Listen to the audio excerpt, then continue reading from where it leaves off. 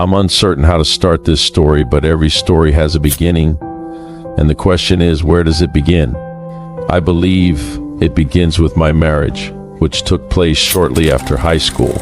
I was young, perhaps a bit foolish, and certainly naive. I was immature in many ways and not fully developed as an adult. My girlfriend and I had been dating for several years. This was around 1978, and initially, marrying her felt like the right choice. We tied the knot a few years later, in approximately 1984. I recognize that I can't place all the blame on the marriage itself. It takes two to make a relationship work. However, when we vowed to support each other for better or for worse, it seemed that, in our case, it was mostly for worse.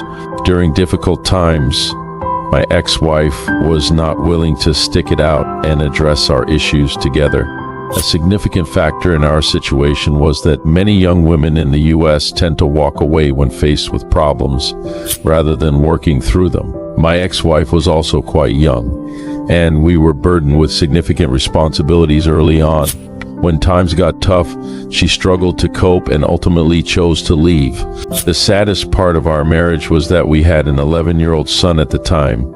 I believe that our child's presence should have motivated us to stay together, but ultimately, that decision was not mine to make. I wanted to keep our family intact.